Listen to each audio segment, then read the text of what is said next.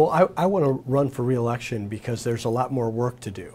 I want to secure Arizona's future. I want to do it economically. I want to do it at the border. And I want to do it inside our school systems. I want to see our schools be safer and our neighborhoods be safer. We've got a lot of momentum going on in the state of Arizona right now, and it's something I want to build on. Well, that's the price of responsibility. When you come in, you have problems that have to be solved. And for us, it was a $1 billion deficit. It was the lawsuits that our education system was facing, and it was a flat economy. Today, the budget is balanced. Those education lawsuits are way behind us, and our economy is booming, and that's happening all over the state. This is as low as unemployment's been in Pima County in 6 years. We have more jobs available in Arizona today than we have people to fill them. It's a good spot to be in. We want to continue to accelerate that direction.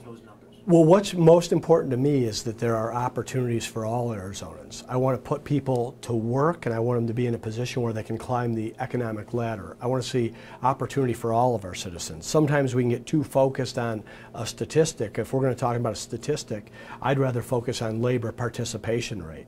I want to make sure able-bodied people that want to work can find work. Well, this is my background. I was a small business person. Cold Stone Creamery was my company. I knew what it took to grow a brand, not only in the state of Arizona, but in all 50 states, 1,440 stores in less than 10 years. Today, Cold Stone operates in 31 countries around the world. I've spent the last 4 years, the Super Bowl, the College Football National Championship, the NCAA Final Four, the Waste Management Phoenix Opens, the spring trainings, attracting businesses here, bringing businesses from California, from Texas, from the Midwest and the Mid-Atlantic.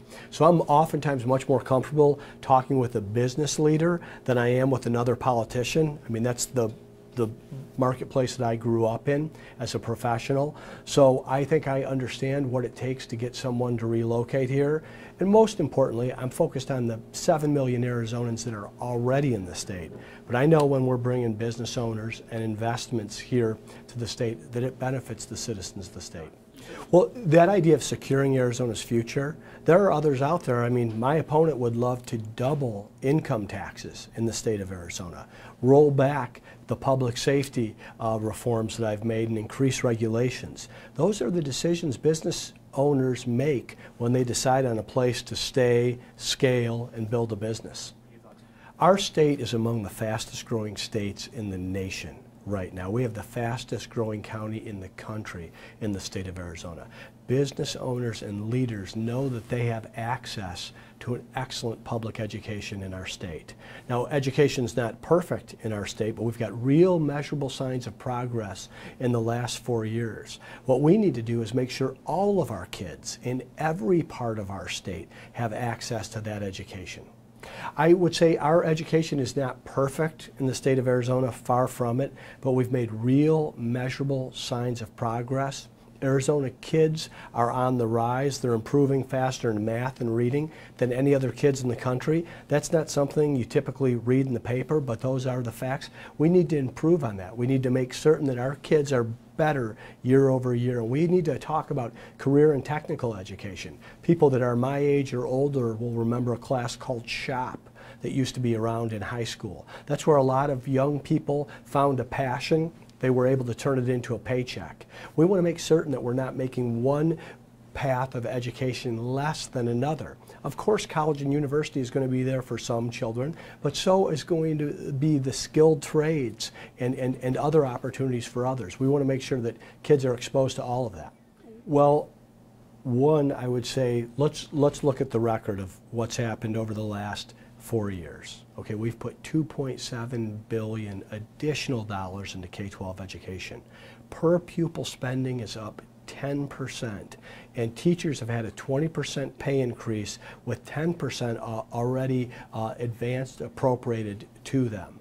So my challenge would be to superintendents is, what are you doing with the dollars that are coming your way? Are you getting those dollars into teachers' paychecks?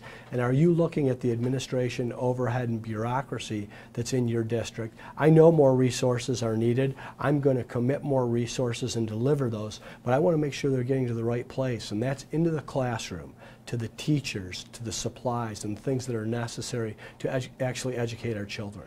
put a tag on it. So what I'd like to see happen in our K-12 education system is I want to prioritize these teacher pay raises, make sure that they're completed by school year 2020. I want dollars over and above inflation, and right now our state budget is in a terrific cash positive position. We have $432 million on top of a $205 million budget. So there's a lot of room and flexibility for those resources. Now, of course, we have child safety, we have public safety, we have infrastructure, roads and bridges that we need. So that's the discussion that I want to have not only with the education establishment, but with the legislature. The commitment is that we're going to put more resources into K-12 education, and we're going to get those resources into the classroom, along with bringing the Teachers Academy to life. Well, on the Red for Ed movement regarding teachers, I'm on the side of the teachers. I want our teachers to receive these raises. I respect and admire our teachers. They have a very difficult job being in the front of a classroom, teaching our children all across the state. It's been the union leaders, the lawyers, and the activists, those that really wanted to double income tax in the state of Arizona, which would kill our economy. Those have been the ones that I've tried to say, you know, that direction is the wrong direction for Arizona. But getting more money to our teachers, more resources inside our school, I'm on board. Well, if you look at what's happened over the last 4 years, Proposition 123, the extension of Proposition 301, a 20% pay increase for our teachers, and David Garcia was nowhere to be found for any of that, and actually encouraging people to vote no on a pay increase for our teachers, along with the Teachers Academy. I'd say we've done a lot for K-12 education, and I realize there's more left to do. Well, the measure was David Garcia's plan. His plan was to double income taxes in the state of Arizona, create 2 new tax brackets, and that's how he was going to fund his education plan. Now that's been knocked off the ballot, and there is no plan. I'm showing a plan where we'll have dollars over and above inflation, a 20% pay increase, Teachers Academy, and more money in the classroom. So this is someone with a plan and someone who has no plan. Well, first, our relationship with Mexico has never been better in the state of Arizona. I worked very hard to bring economic development, to partner with not only the federal government of Mexico, but with Governor Claudia Pavlovich, the first female governor in the history of Sonora. Angela and I, my wife, we attended her inauguration, and it began a relationship that turned into a partnership that today is very much a friendship. Her and her husband Sergio came and stayed with us at Christmas time, and they've been our guest at the last 2 Phoenix Opens. So we're very proud of the relationship and what we've been able to do in terms of economic development. Now, I also have a responsibility for public safety in the state of Arizona, and I want to focus on the drug cartels, the human trafficking, and the child sex trafficking that's happening. We put together the Border Strike Force to get Washington, D.C. to listen, because that was not what was happening 4 years ago when I came into office. And of course, we're working with our partners in the federal government to make certain that Arizonans are safe, and that means we're working with the Border Patrol, we're working with ICE, which my opponent says that he'd like to abolish or replace. We've deployed the National Guard, just as Jerry Brown did in California, and Barack Obama called for the National Guard to be deployed, so did George W. Bush, and it was because of an increase in illegal activity at the border. My opponent says that he would remove the National Guard, as well as remove any physical barrier from the border. What we've tried to focus on is not only the trade and the trucking and the tourism and the transit that can happen, working with our partners in economic development in Mexico, but also to have our responsibility around public safety and the bad things that happen at the border. That's the role of the governor. The governor is the chief executive, and they have to have a balance between what they're doing to grow our economy, but also to protect our citizens and keep them safe. Well, it's an important issue. It's an important issue, and let me say, my opponent is a college professor. He knows the importance of words. We put together a website, factcheckgarcia.com, so people could hear him in his own words on his plans at the border. You're going to be asked about this if you run for governor. Everywhere you go in the state, people care about public safety. They care about what's happening at the border. So you better have an opinion and a plan and something that you're going to advocate for. We've been clear that we want to focus on stopping drug cartels and human trafficking. My opponent's plan has been quite the opposite. Well, What is he talking about? we've prioritized public safety, and we've prioritized focusing on drug cartels and human trafficking. So that's where we've put our dollars in the Border Strike Force, which is something that we formed inside our administration. There are more dollars and resources that are necessary for the Department of Public Safety, but I've prioritized available dollars in these last two budget sessions to K-12 education in our schools. We have 24/7 law enforcement in the state of Arizona, and part of what we wanted through the Border Strike Force was a partnership not only from state troopers, but with county sheriffs and local law enforcement, and now we're working with the federal government as well. It's a real positive.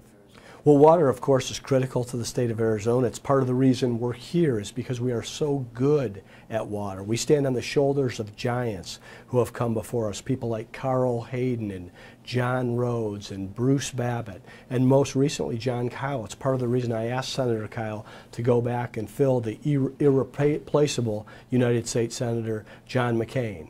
So there's more to do on water. The last time we really did a reform around water was the 1980 Groundwater Management Act.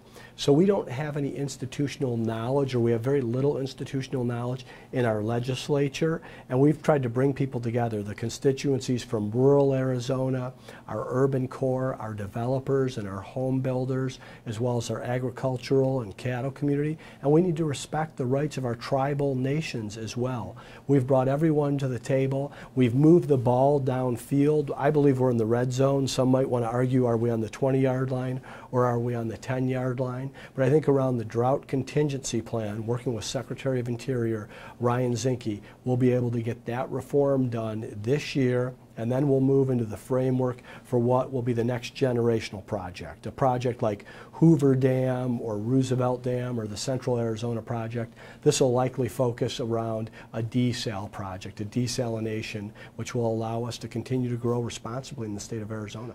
Well, I think in Arizona we turn on the faucet and we expect water to come out. We enjoy our pools in our backyards, we enjoy lawns in our front yards. We've been able to do that in what has basically been the middle of a desert while growing as a state. So this is a responsibility of leadership, is that you lay the groundwork and future plans so that we can have ample water in the state of Arizona. So what we want to do is protect the way of life. Whether you live in Tucson or Pima County, or whether you're in one of our rural areas and you're a farmer counting on agriculture and growing leafy green vegetables as you're living. You know, something I think people don't understand is the state of Arizona today uses less water than it did in 1957. And that's with 6 times the population and 16 times the economy. So we're very good at this. We just need to maintain our leadership position. Well, I know that the issues in southern Arizona are different and they're special and unique. One of them was just attention out of the governor's office. I've been to southern Arizona 55+ times since I've been governor, and I'm proud of the expansion with Comcast and Caterpillar and Amazon and the expansion of Raytheon. The good things that are happening at the University of Arizona. I'm especially proud of President Bobby Robbins and the fast start that he's off with the university. And I think it's focusing on that core of Davis-Monthan, the university, and Raytheon, making sure that they're protected and that they can expand, but then also welcoming the new ideas like Caterpillar and Comcast that we've been able to brag on in southern Arizona. I want to see not only more economic growth in southern Arizona, I want to see a better relationship with Mexico. I think the more that we do to improve that relationship, the more that we have economic development, that's the artery that can really pump economic blood and vitality into southern Arizona, and we're beginning to see that. I think I have a wonderful relationship with Governor Claudia Pavlovich. We focus on issues of partnership and where we can grow our economy. She realizes that we have issues around public safety that we have to address, and we take our law enforcement leaders from the State House to her law enforcement leaders in the state of Sonora. The same with our economic development leaders, with our tourism leaders, our agriculture leaders, and our transportation leaders. So we try to work on this in a partnership fashion, and so far, so good. It's been a real positive. The last thing we're going to do is build a border around our economy. We've really worked hard at the ports with the unified cargo processing. What would have been an 8-hour wait time 4 years ago is now less than an hour. So we've got a free flow of goods going back and forth between the people that trade together. But the focus when we talk about a wall or a physical barrier, that's on the guys that are doing things they shouldn't be doing. Like I said, drug cartels and human trafficking. Nobody's in favor of those guys.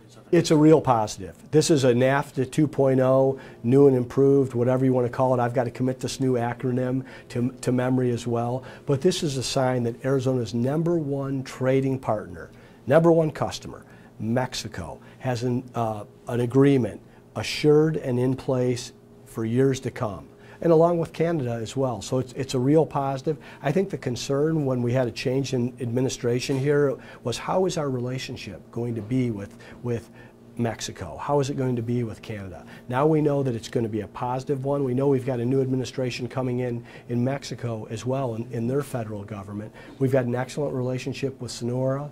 We have an excellent relationship with the past federal administration, and we'll build a good relationship with this new administration.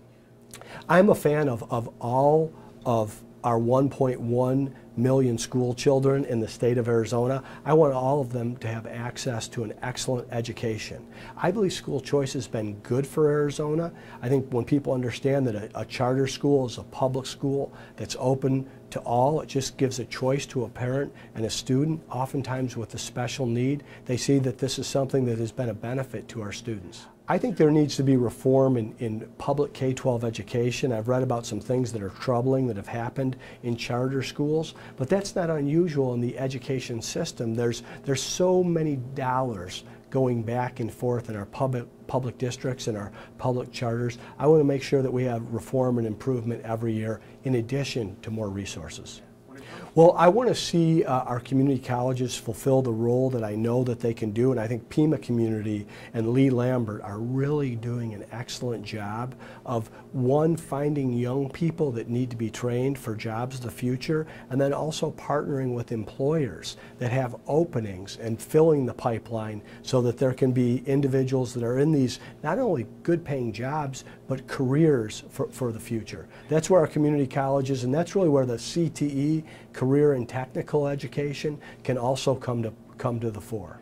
Well, right now, like I said, we have more jobs available than we have people to fill them. What we heard in the past was we had really talented young people that were graduating from our universities and couldn't find a job that filled them for what their value was in the marketplace. That's not the case today. Just ask any of the young wildcats that are working at Raytheon with those engineering degrees. And that's happening all across the state. So that's a positive. I think that we're doing very well with our college graduates and finding them employment, and we've got a lot of skilled organizations that are offering those jobs, but we also want people that find that passion that they can turn into a paycheck in the skilled trades. Plumbers, welders, electricians, all the things that go to making our economy hum, and those are actually very good paying professions. The tone of the race? Well, I think this is a spirited campaign. I think it's a brutal and toxic time in politics. I've tried to separate myself from the tone of Washington, D.C. and focus on Arizona and the special and positive things that are happening in the state of Arizona. I think our state is leading the nation on so many different fronts. People that want to come and live here, companies that want to relocate here, improvements in K-12 education, our relationship with our largest trading partner, Mexico, and really some evidence of a government that actually works. I mean, we inherited probably the most broken agency in the nation in child protective services, and we've shown through the reorganization of that entity, the Department of Child Safety, we're now receiving national awards for improvement. And I give credit to the hardworking social workers in state government and leader Greg McKay to take care of these kids that are the most vulnerable among us. This is all under the umbrella and the role of the governor, and that's where I want to focus the race on. Well, 4 years from now, I'd like to brag on the best economy in the United States, a healthy economy that provides opportunity to everyone. I hope that we're further down the road in public K-12 education where all of our kids have access to an excellent education, and not just our kids in the suburban areas, our kids where it's tough, where there's high free and reduced lunch, our tribal nations. I think it's important that our kids in rural areas have those same types of opportunity, and that we've put an equivalence between a college education and going into technical and the skilled trades to pursue an education. And of course, I want an Arizona that's secure for the future. We've got a special quality of life, not only economic opportunity, but that we feel safe in our homes and our neighborhoods. I want that to continue. I think voters in Southern Arizona need to know that I'll continue to return to Southern Arizona. I've been there 55 plus times as governor. I enjoy coming down there. I listen to what's on people's minds, the adjustments we've been able to make, not only in terms of our relationship with Mexico, but the free-flowing goods that we have at the port in terms of trade, the improvements at the U of A, the expansion of Raytheon, the protection of Davis-Monthan, and the focus on the small business owners so that they can create jobs are more of what's in store for Southern Arizona.